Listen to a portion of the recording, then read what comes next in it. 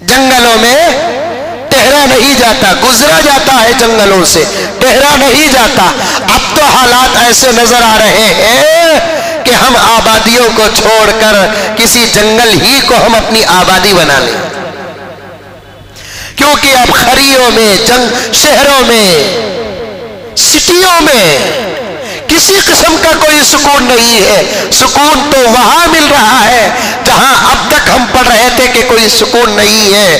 جنگلوں میں شیر، چیتے، بندر، کتے، بلی، سور رہتے ہیں، پھر بھی آج شہروں کی اس افراتفری اور فتنوں کو دیکھ کر یوں پتہ چلتا ہے کہ پورا سکون شہروں سے نکل کر جنگلوں میں منتقل ہو گیا ہے۔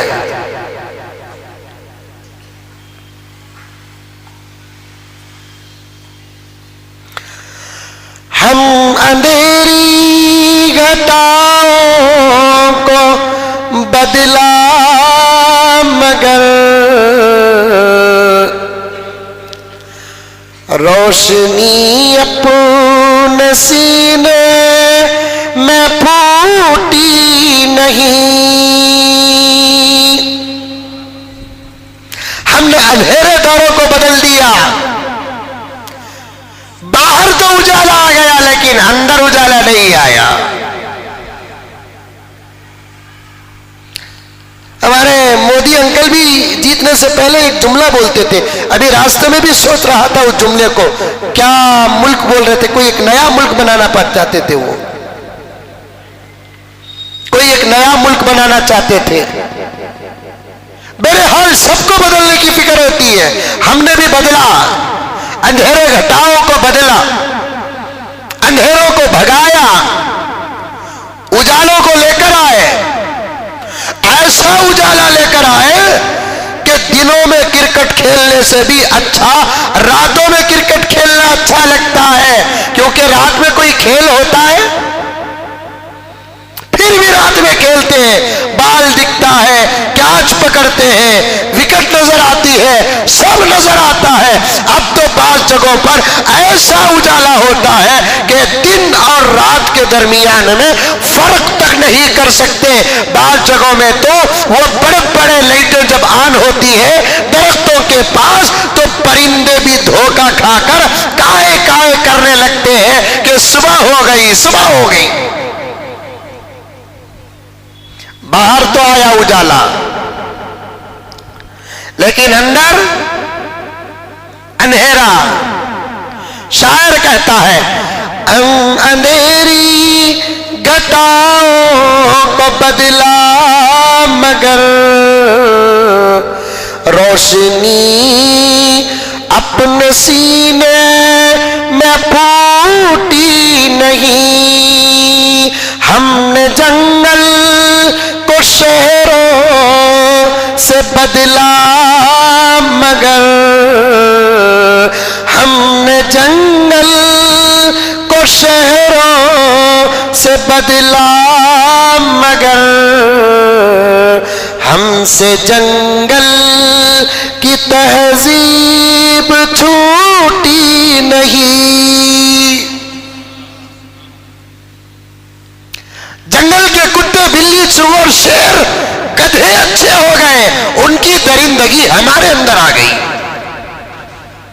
ان کا لوٹ مار ہمارے اندر آ گیا، ان کا خون خرابہ ہمارے اندر آ گیا، ان کی چھینا چھپٹی ہمارے اندر آ گئی، ان کی دشمنیاں ہمارے اندر آ گئی۔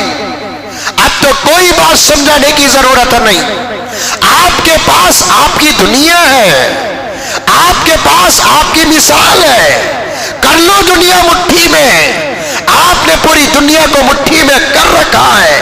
کبھی تاریخ میں ہم نے اولیاء کی کرامات کو سنا تھا کہ شیر گیدڑ اور شیر بھیڑیے کی حفاظت کرتا ہے، وہ تو اولیاء کی کرامت تھی، وہ تو منصف اور عادل بادشاہوں کی کرامت رہی ہے۔ لیکن اس زمانے میں بھی کبھی کبھار آپ کو کلپ ملیں گے کہ کچھ خون خار جانور مظلوم جانوروں کی حفاظت کرتے ہیں۔ کتے اور بلی کے درمیان میں کبھی اتفاق نظر نہیں آیا، لیکن میں نے قریب میں ایک جگہ پر ایک دوست کے ویڈیو میں، یہ دوست کے موبائل میں نے کلپ دیکھا کہ ایک بلی کا بچہ پانی کی طرف جا رہا ہے، کتا پکڑ کر لا کر اس کی حفاظت کر رہا ہے۔ بتاؤ میرے دوستو، یہ شرافت، یہ حفاظت کس کی جاگیر تھی؟ یہ انسانوں کی جاگیر تھی۔ بچانا یہ ہمارا وطیرہ رہا ہے، لیکن آج ہم سب کو ڈبونا چاہتے ہیں، لیکن جانور ایک دوسرے کو بچانا چاہتے ہیں۔ ہم سب کو ڈبونا چاہتے ہیں، جانور ایک دوسرے کو بچانا چاہتے ہیں۔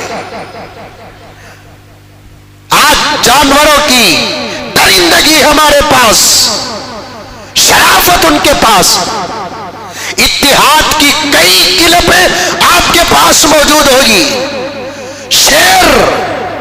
شیر، باغ، چیتا، ٹائیگر، لائن، اگر بھینسوں کے اندر اتحاد آ جائے، بکریوں کے اندر اتحاد آ جائے، ہرنوں کے اندر اتحاد آ جائے، ویسے شیر، چیتے اور باغ بھی اپنی بہادری کو بزدلی میں بدل کر پیٹ پھیر کر بھاگنے پر مجبور ہو رہے ہیں۔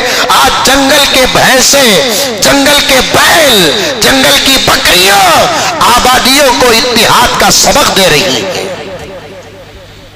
دیکھا نہیں وہ کلپ؟ آپ دیکھے ہوں گے، کچھ شیر آ کر حملہ کرتے ہیں، لیکن بھینسوں کا جمگھٹا مل کر آتا ہے، شیر کو موت کے گھاٹ اتارتا ہے۔ کہاں بھینس اور کہاں شیر؟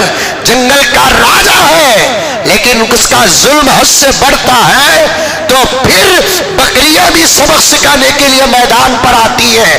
جنگل کا راجا جس کا ظلم سر چڑھ کر بولتا ہے، بھینسیں بھی سبق سکھانے کے لیے میدان پر آتی ہے۔ جنگل کا راجا شیر جس کا ظلم سر چڑھ کر بولتا ہے تو مظلوم اور کمزور جانور بھی سبق سکھانے کے لیے میدان پر آتے ہیں۔ یہ سبق جانوروں سے ہم لوگوں کو سیکھنا ہے۔ آج آبادیوں کے کچھ خونخوار شیر بھی جن کا ظلم سر چڑھ کر بول رہا ہے، تو پھر ہم جیسے مسلمانوں کو، ہم جیسے مظلوموں کو اور اس ملک کے برادران وطن جن پر ظلم ٹوٹ کر گر رہا ہے، ان کو بھینسوں کی طرح، بیلوں کی طرح، ہرنوں کی طرح، بکریوں کی طرح اتحاد اور اتفاق کے ساتھ میدان میں اترنا پڑے گا۔